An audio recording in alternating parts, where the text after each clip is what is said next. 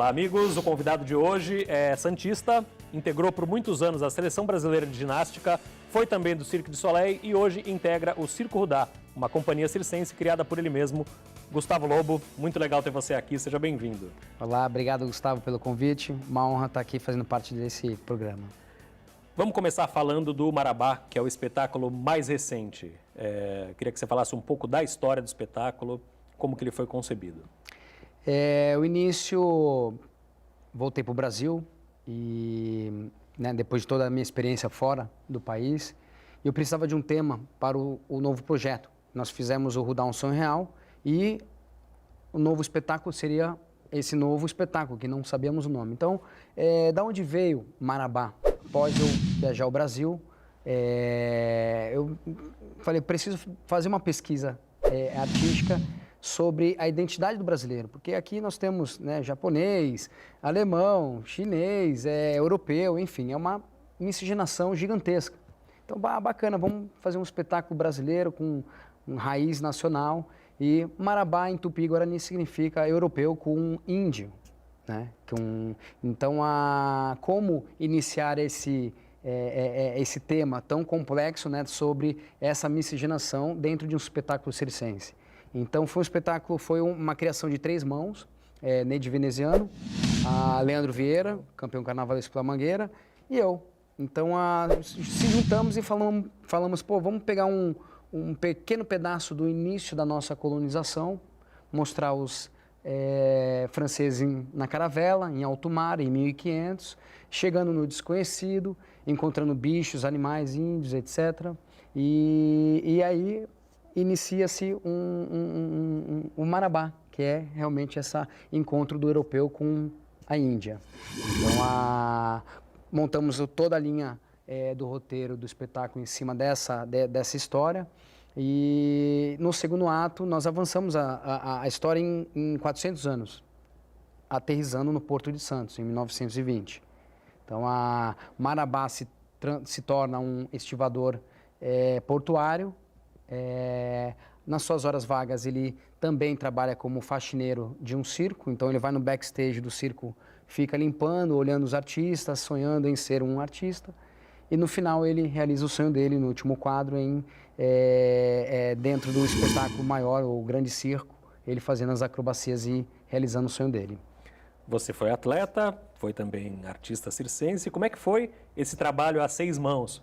Com a Neide, diretora teatral premiadíssima, e com um cara que acabou de ganhar o carnaval no Rio de Janeiro, campeão do maior carnaval do mundo. Como é que foi dividir esse trabalho? Fantástico, cada um na sua casinha, né? A Neide com o roteiro, o Leandro com figurino e concepção artística, eu com a direção geral.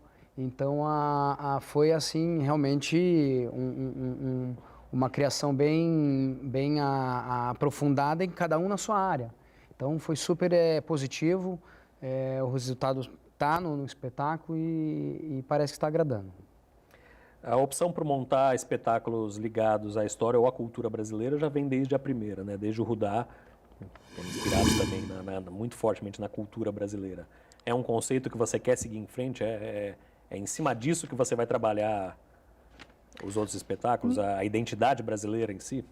Não necessariamente. O Rudá, um sonho real foi, assim, transportamos um bairro para dentro do teatro, né? Então, o que desenha o espetáculo inteiro é brincadeiras de infância, etc. Então, eu acho que não está linkado somente ao Brasil, sim, etc. Brasileiro, né? Ao brasileiro, assim.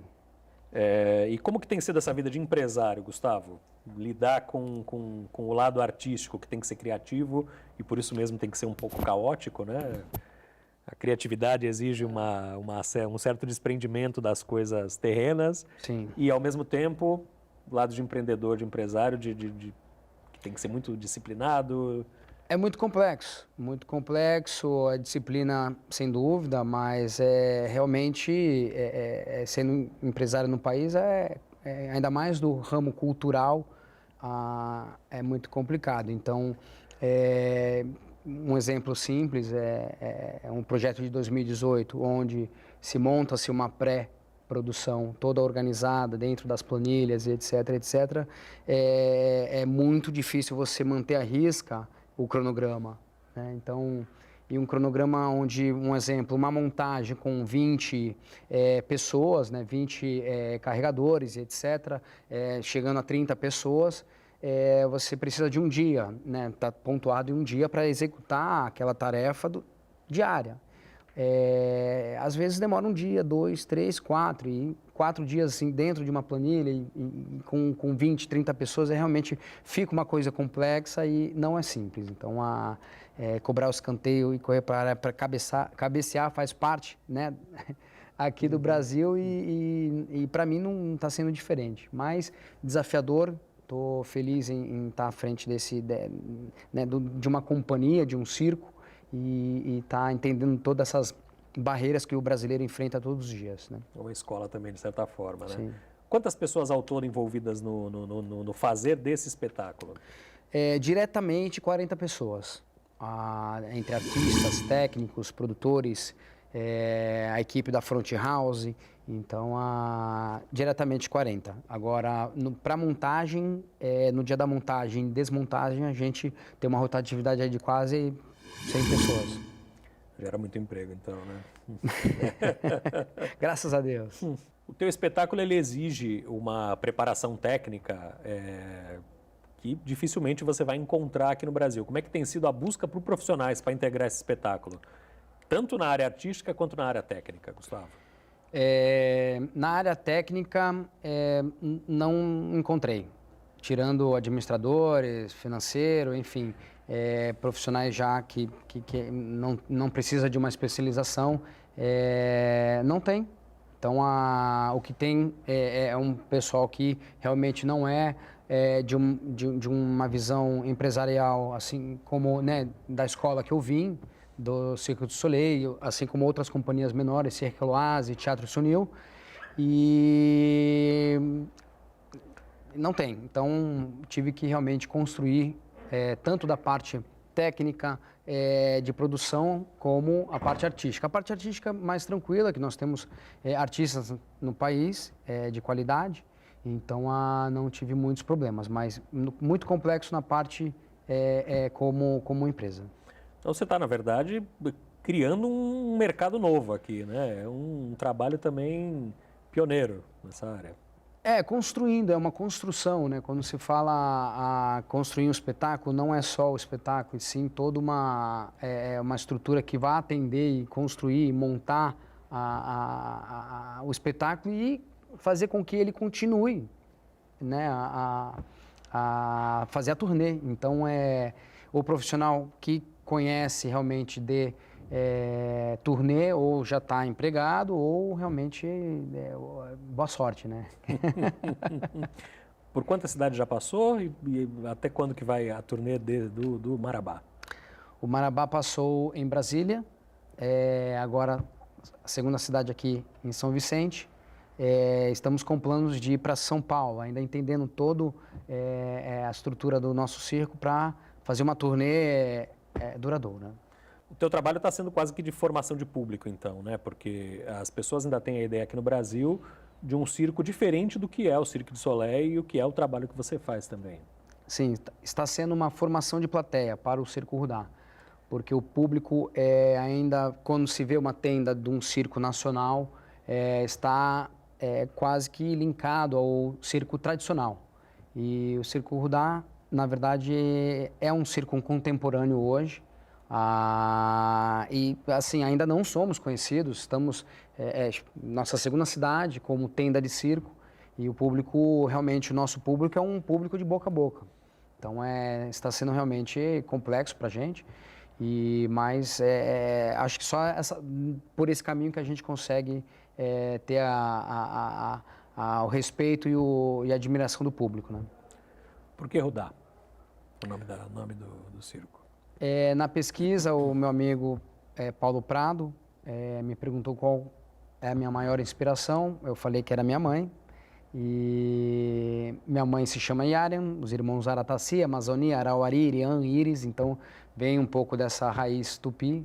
E eu quis dar um nome para o Circo Rudá como um nome nacional, um nome de raiz brasileira. Então, em Tupi-Guarani, significa um Deus que vive nas nuvens, colocando amor no coração dos homens. Perfeito.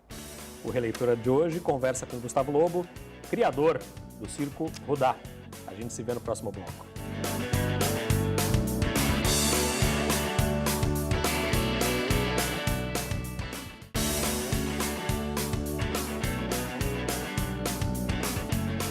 Olá, o Releitura está de volta. Hoje a gente conversa com Gustavo Lobo, do Circo Rudá. Gustavo, você nasceu, cresceu e viveu um tempo aqui em Santos, né? Quais são as lembranças que te vêm à cabeça quando você volta aqui à cidade? Pegar a bicicleta, andar no Canal 6 e parar na praia. Quantos anos você morou por aqui? Desde quando eu nasci, eu só fiquei fora 10 anos, então estou com 38. Bastante tempo. Sim. As coisas elas foram acontecendo de forma planejada na tua vida ou você foi até certo ponto um passageiro dos acontecimentos, Gustavo? Não, sem dúvida, um passageiro, assim como muita gente, as coisas foram acontecendo mesmo. Nunca imaginei ir para um circo, então fui ginasta e ir para o circo foi realmente continuar fazer o que eu amo, que é acrobacias. Então, aí foi linkando uma coisa com a outra. E agora a gente vai falar um pouquinho mais dessa tua trajetória. Você começou muito cedo, né? Com 7 anos de idade, a fazer ginástica olímpica. Como é que foi isso daí? Como é que aconteceu isso? Foi teu pai que te inscreveu, né? Isso, foi meu pai. Natural de pequeno, sempre subindo em muro, dando pirueta. Ele identificou o talento e falou, bom, vou colocar o Gustavinho para pular. Então... E foi aqui em Santos mesmo que você fez? Foi no Brasil Futebol Clube, um projeto Tire as Crianças da Rua através do Esporte. Então, um projeto da Secretaria Municipal de Santos, na época, e era quase um projeto social, né? Então, realmente, essa sementinha, hoje, chegou onde chegou. E aí, desse ponto, até você integrar a seleção brasileira, quanto tempo levou e como é que foi? Primeira vez que eu defendi a seleção brasileira foi com 14 anos de idade. Então, eu iniciei com 7. Logo após, 7 anos depois. Fui seleção e não parei mais, né? Foi campeonato sul-americano, pan-americano, até conquistar, né, o primeiro mundial da história da ginástica olímpica brasileira. Foi em que ano isso? 98. 98. Em Moscou, na Rússia. Na casa deles. E aí você chega num ponto em que não existe aqui no Brasil estrutura para você treinar para competir em alto nível. Exato. Você se muda para os Estados Unidos. Vou para os Estados Unidos. E aí acontece uma coisa que eu acho que só deve acontecer aqui no Brasil, né? Pelas regras da Federação Brasileira, você não poderia morar fora para competir pela seleção brasileira. Exato. E você estando aqui, você não poderia competir no nível que você traria muito mais resultado treinando. Como é que foi esse momento, Gustavo? Foi o momento que eu tive que decidir a minha vida, né, Gustavo? Então, eu treinava 10 horas por dia, com uma estrutura gigantesca em Miami, na época. E teve esse regulamento que para você ser seleção, você tem que treinar aqui no Brasil. Então, saí de lá com uma estrutura gigantesca, com uma carga horária, com treinamento e um trabalho já de 3 anos que eu já vinha fazendo com o Eloy Álvares, né, o dono do Universal Gymnastics. E que vinha dando resultado, afinal de contas, né? Na época só tinha 2 ginastas no mundo fazendo um salto, que era o Sukahara duplo carpado, eu e um chinês. Então, não tinha outra pessoa. Eu fui o primeiro nos Estados Unidos a fazer esse salto. Eu lembro que quando eu terminei a competição em Winter Camp em Las Vegas, veio mais de 10 universidades me oferecendo bolsa, né? Porque o nível que foi atingido ali realmente era para medalha olímpica. Então, eu tinha sido campeão mundial em 98, já estava estudando quem eu iria encontrar nas Olimpíadas. E engraçado, né? O Gustavo foi para o circo e as pessoas que estavam caminhando ao meu lado, né, os japoneses, os russos, os europeus, chegaram. Né? Então... Isso explica muito do nível do esporte brasileiro, né? Esse tipo de coisa é muito ilustrativa. Explicando, nesse momento você decide abrir mão da Olimpíada, abrir mão do sonho de disputar uma Olimpíada com chance de medalha de ouro. Sem E dúvida. abrir mão da sua carreira de ginasta, Sim. no fim das contas. O que aconteceu, Gustavo? Eu vou sair dos Estados Unidos, vim para cá. Falei, bom, vamos lá tentar, vou ver com meus olhos, né? Eu tinha uma carga horária de 10 horas por dia de treino lá, aqui se transformou em 6. Eu ia para o ginásio treinar e eu tinha que sair do ginásio no horário correto, porque senão não tinha transporte para o meu hotel, né? E vice-versa, e voltar. Então, é um treinamento bem menor, bem menos planejado, com uma carga horária menor. E durei 6 meses, né, tentando. Eu vi o nível, realmente vi que o meu sonho era ser campeão olímpico. E eu sabia o que eu precisava para ser campeão olímpico. Então, eu não estava tendo a estrutura e a carga horária e o nível técnico também, que colocaram um treinador russo, mas que tinha um sistema que não falava com um sistema que foi construído toda uma carreira, né? Então, eu decidi, eu falei, não, eu sei que aqui a coisa vai para um caminho e eu preciso para outro. Foi quando eu aceitei o convite do Cirque du Soleil. Esse convite veio antes, então, de você tomar essa decisão. Foi uma decisão corajosa, mas você não se jogou, né? Você já tinha essa rede de proteção de fazer o treinamento lá no Cirque du Soleil. Sim, caminhou junto ali um pouco. Caiu do céu, né? E você foi para lá primeiro para fazer um treinamento, né?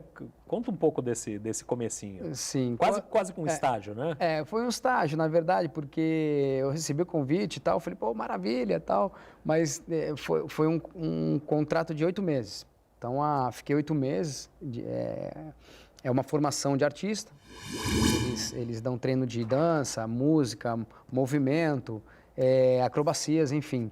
E fiz esse curso de 8 meses, retornei para cá e fiquei aqui à deriva, porque eu voltei no final do ano e não tinha, né, a janela de contrato é janeiro, fevereiro, no esporte, então não podia assinar contrato com ninguém. Nesse meio tempo foi quando eu fui me aventurar no Porto e trabalhei como estivador portuário. Quanto tempo, Gustavo? Uns 6 meses. 6, 7 meses. Essa experiência você trouxe agora para o Marabá, né? Também um pouco. Exato. Essa experiência era para ser no primeiro espetáculo, no Rudá um Sonho Real. Ele mudou o percurso durante a criação, mudamos o tema, né? Foi para brincadeiras de infância. Mas, inclusive, nós temos a âncora no Rudá um Sonho Real, no primeiro projeto, que já vinha sendo trabalhado essa minha experiência no Porto. Mas o Porto, né, e essa experiência que eu tive maravilhosa, ela veio agora no Marabá. De que forma que essa experiência foi transformadora para você, Gustavo? Sem dúvida. Imagina, eu cheguei no porão pela primeira vez do navio, Gustavo, e fui, aí eles falam, né, bater saco, né, café, açúcar, e me deparei de frente com um senhor de quase 70 anos. Então, eu vi o brasileiro ali mesmo, realmente, arregaçando as mangas, metendo a mão na massa e trabalhando. E foi super interessante para mim compartilhar esses momentos com esses guerreiros, né? Então, para mim é um orgulho. E uma prova da tua humildade também, né? Você já tinha sido campeão do mundo e você... Sim, vim sempre de uma família sempre guerreira também, batalhadora. E na vida todo mundo tem altos e baixos, né? Não tem essa. Tem que ter esse equilíbrio. E aí você recebe um telefonema do Cirque du Soleil. Nesse vai e volta, Brasil, Estados Unidos, você vai para o Canadá, né? Exato.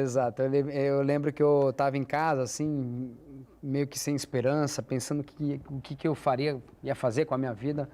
E foi 10 meses depois do contato, do meu retorno. Então, foram 10 meses. Então, quando o Fabrício Beck me ligou, eu comecei a pular, né, no telefone. Caramba! E aí eu perguntei para ele, pô, cara, demorou um pouco, né? Eu achei que ia ser mais rápido. Aí ele me explicou, ele falou, Gustavo, nós não queríamos te colocar num espetáculo existente. Por isso aqui está o convite da criação do espetáculo Corteu, do Daniele Finzi Pasca. Então, eu fui e fiz a criação.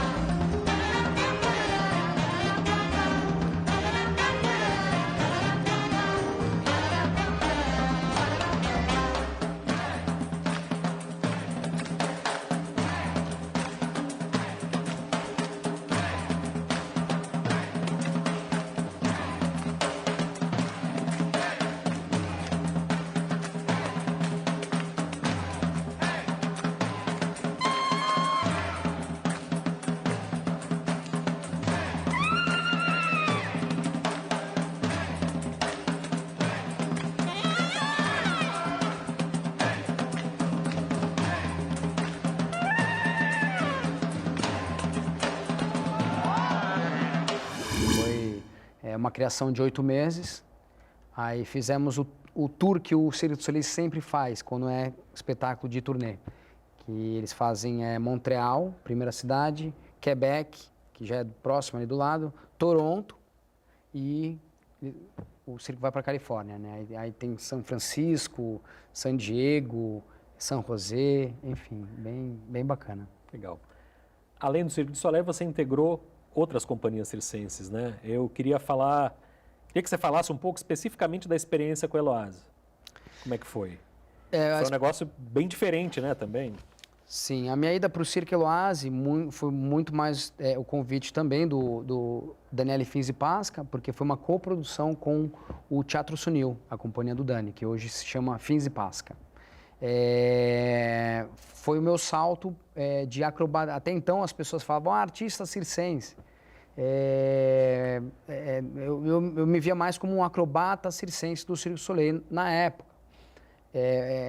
Contato com arte veio realmente nesse projeto do Daniele Finzi, que foi assim, uma criação bem direta. Nós éramos 80 artistas e eu fui trabalhar com 8 artistas diretamente com o Dani nessa criação do espetáculo. Foi a minha transição da tenda de circo para o teatro. Então foi uma universidade para mim e sem dúvida quem assistiu o Marabá hoje, assistiu o Circo Rudá, sem dúvida vai ver similaridades ou inspirações do mestre Dani. Esse conceito de que o circo pode contar uma história única, né? Ser um espetáculo que conta uma história, nasceu na tua cabeça dessa experiência. Sim, sim. A gente sempre faz um bate-bola no final, mas eu queria antes te perguntar das tuas aspirações quando você voltou ao Brasil depois do Cirque du Soleil, que era a ideia de criar um projeto que era, de certa forma, uma evolução daquele que você fez quando era pequeno, que era tirar crianças da rua e ensinar as artes circenses para ela. Como é que foi esse desafio? Até que ponto você já conseguiu conquistar isso? Demos um passo grande. Ironicamente, hoje nós temos um instituto que está situado na mesma rua onde eu fui criado. Se não fosse o esporte, eu seria... e se não fosse esse projeto social, eu seria mais um número nas estatísticas. E é maravilhoso poder ter o apoio do Ministério da Cidadania, né, e a Caixa Seguradora, incentivando o nosso instituto. Então, hoje estamos abertos, trabalhamos com jovens e crianças em situação de risco, e o sonho vai além, né? Não só ser um projeto cultural usando o circo como ferramenta pedagógica, a gente conseguir realmente resultados reais de colocar esses jovens em produções do Circo Rudá. Então, é um trabalho que não depende só do Gustavo. Sem dúvida, a cidade tem que ajudar, né, o Instituto e o circo para a gente ter resultados, porque é super importante a gente realmente ir lá no problema mesmo, né, na raiz do problema e tratar isso, né, de verdade. Então, a minha parte eu estou fazendo, estou super feliz e conto com o apoio aí da cidade e dos empresários. Quem quiser ir conhecer lá, pode conhecer, Gustavo? Onde que fica? Puder dar esse... Quem quiser conhecer é só ir lá na Rua Otávio Correia 160, tá? Lá no Canal 6, e nós funcionamos de segunda a sexta. Segunda, quarta e sexta é público aberto, quem quiser fazer aula de circo está aberto. E as terças e quintas é somente o nosso projeto social. Perfeito. A gente sempre termina o programa com um bate-bola rápido. Eu tenho esse conceito de que tudo que você faz e produz é resultado do que você leu, viu, viveu, ouviu na tua vida. Então eu queria aqui pegar um filme. Um filme é Um Gênio Indomável. You can do anything you want. You are bound by nothing. And you're sitting on a winning lottery ticket. I'd do anything to have what you got. Um livro. Davi e Golias, Malcolm Gladwell. Uma música, que a gente vai usar inclusive para encerrar o programa. Esperança, Aliados. Enquanto ela estiver aqui, ainda haverá o amor.